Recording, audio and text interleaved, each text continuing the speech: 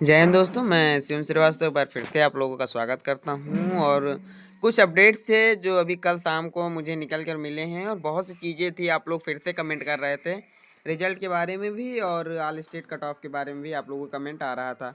और ये कह रहे थे जिनका मतलब कि रिजल्ट मतलब कि वो हो गया था, धांधली में हो गए थे, क्या उनका रिजल्ट रुकेगा या नहीं, तो उनका भी मैं बताऊंगा। ठीक, अंदर की बात क्या पता चली है, बहुत बड़ी अपडेट के साथ मैं आया हूँ, पूरा PDF बना कर लाया हूँ जत्था साथ में। तो मैं उस चीज़ों को आप लोगों को बताऊंगा। ठीक है, तो आप लोगों को भी पता है कि SSC MTS 2024 का जो है रिजल्ट जनवरी के तीसरे जनवरी के तीसरे रिजल्ट जो है महासर्वे अंतिम लिस्ट जारी, कट ऑफ का आंकड़ा बदल गया है। आप लोगों के हार्ड इजी शिफ्ट नॉर्मलाइजेशन से क्या नुकसान हुए उसके ऊपर भी है, और पूर्णिया में जो धांधली हुई उन बच्चों के साथ क्या किया जाएगा उसके ऊपर भी मैं आप लोगों को बताऊंगा। ठीक है, तो आप लोगों को पता है कि MTS में जो है 6144 पद थे, और हवलदार में 3431 पद थे।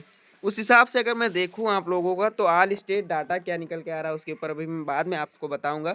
सीजन 2 से आप लोगों का सिलेक्शन होना है, और GS इंग्लिश के बेस पे होना है। 50 क्वेश्चन होंगे, 150 नंबर के होंगे। नॉर्मलाइजेशन में किसी के 30, किसी के 20 और किसी के 25 पर नंबर तक भी बढ़ने के चांसेस हैं। ठीक है, ये चीज़ें आपको समझ में आई हैं। अब आगे मैं बताता हूँ। अगर मैं बताऊँ आप लोगों से, यहाँ पर देख सकते हैं लिखा क्या है। SSC MTS परीक्षा के रिजल्ट को लेकर ऑफिशियल वेबसाइट पर नोटिफिकेशन बहुत जल्द जारी किया जाने वाला है। जैसा कि आप सभी उम्मीदवार जानते हैं कि इस परीक्षा का आयोजन सफलतापूर्वक 2 महीने पहले हो चुका है।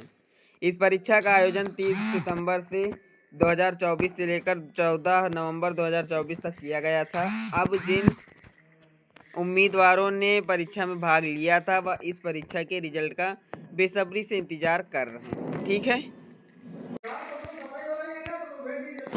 इंतजार कर रहे हैं। ठीक है, ये चीज़ होगा। अब आगे दिखाते हैं।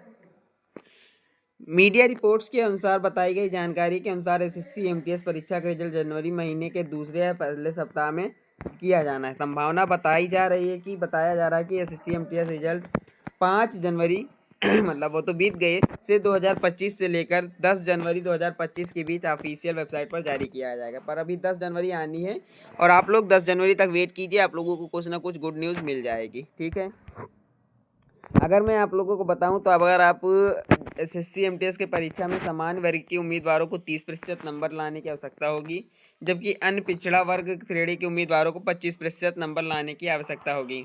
इसके साथ ही सभी आरक्षित श्रेणी जैसे SC हो गया, आपका ST होगा, उम्मीदवारों को 20 नंबर लाने की आवश्यकता है। ठीक है, अगर इतने नंबर आप ले आ रहे हैं तो आप क्वालिफिकेशन होंगे, सिलेक्शन नहीं ले पाएंगे, सिर्फ क्वालिफाई होंगे। ये कह सकते हैं कि मैं MTS क्वालिफाई हूँ।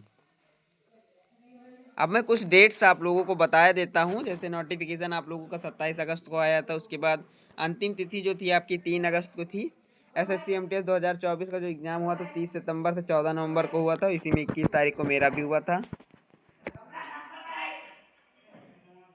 SSC MTS आंसर की जो रिलीज हुई 20 नवंबर को रिलीज हुई, टेंटेटिव। ठीक है, अब 20 नवंबर को रिजल्ट हुई, लेकिन अभी रिजल्ट का कोई ऑफिशियल अपडेट नहीं सामने निकल के आया है। लेकिन जो रुझान आ रहे हैं वो ये बता रहे हैं कि 10 जनवरी तक आपका रिजल्ट आ सकता है। ठीक है, अगर मैं आप लोगों से बात करूं यहाँ पर, जैसे अगर मैं बताऊं AWS की 3070 कैंडिडेट्स का 2019 में सिलेक्शन हुआ था, और उसके बाद मतलब कि तो वो DV के लिए हुए थे। उसके बाद SC का अगर मैं बात करूं आप लोगों से तो 3590। उसके बाद आप लोगों का ST आता है। ST में आप लोगों के 2980 कैंडिडेट्स को वहाँ पे DV के लिए बुलाया गया था। ESM में 3160, और OH में 620। HH की बात करूँ तो 470 कैंडिडेट्स को वहाँ पर बुलाया गया था। केवल OBC से 11600 कैंडिडेट्स को डॉक्यूमेंट के लिए बुलाया गया था। उसके बाद उनमें से कुछ का जितना था उतना हो गया था।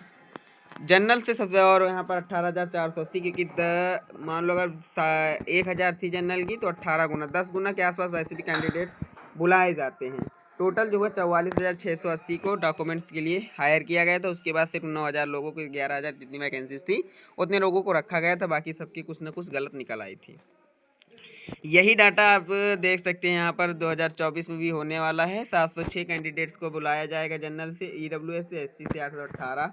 ST की बात करूँ तो आप लोगों से 692 तक कैंडिडेट्स को बुलाया जा सकता है। ESM में 702, OH के 168, HH के 138, और OBC के 200 2600 462, VH के 144 कैंडिडेट्स को बुलाया जाएगा।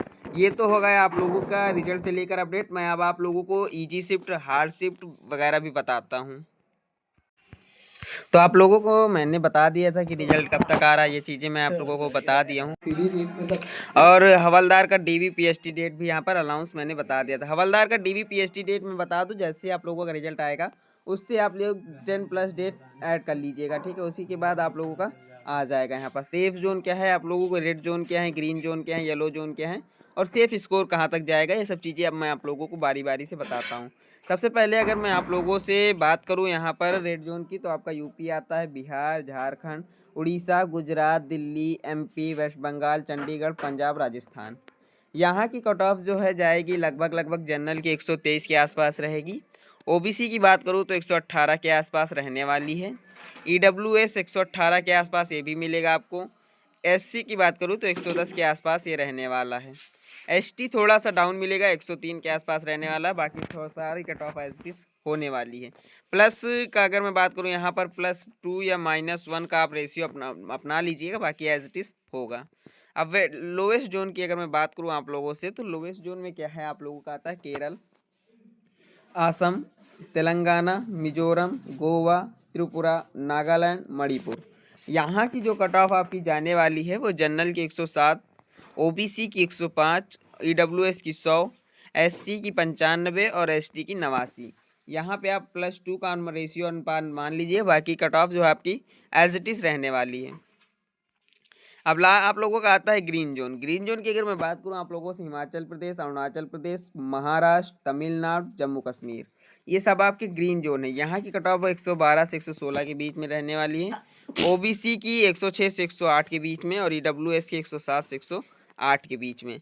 अब एससी 102 से 104 और एसटी 96 से 99। अब बहुत से लोगों का कमेंट आ रहा था यहाँ पर कि क्या जो नॉर्मलाइजेशन में कब कितने नंबर तक बढ़ने की चांसेस। देखो अगर मैं हिस्ट्री की बात करूं तो हिस्ट्री में मैंने देखा है, मतलब कि पिछले एग्ज़ाम्स में किसी के 10 नंबर भी बढ़ सकते हैं, किसी के 12, किसी किसी के 15 भी नंबर बढ़े हैं। तो मैं चांसेस ले सकता हूं कि नंबर बढ़ने के चांसेस तो हैं, बट कितने बढ़ेंगे कन्फर्म नहीं कहा जा सकता है। लेकिन आप लोगों के अगर नंबर बढ़ेंगे तो 10 से लेकर के 18 के बीच में रहने वाले हैं।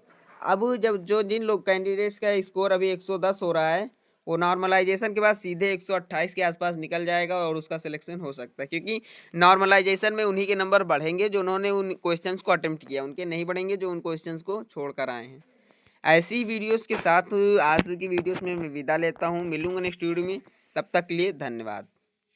और सबसे पहले ये बता दूं, अगर आप लोगों को जैसे तैयारी कर रहे हैं, बहुत से लोग यहाँ पर आरपीएफ की कर रहे हैं, आरआरबी की कर रहे हैं, उनके लिए जो बुक्स हैं पीडीएफ्स अवेलेबल हो चुकी हैं। मैंने पीडीएफ्स ऑलरेडी अवेलेबल करा ली। बस आप लोगों के जितने लोगों को कमेंट आ रहा था, अभी लगभग 30 से 40 लोगों को कमेंट आया, तो उनको मैंने पीडीएफ शेयर कर दी है। और मैं जितने कमेंट आएंगे मैं उनके साथ पीडीएफ शेयर कर दूंगा।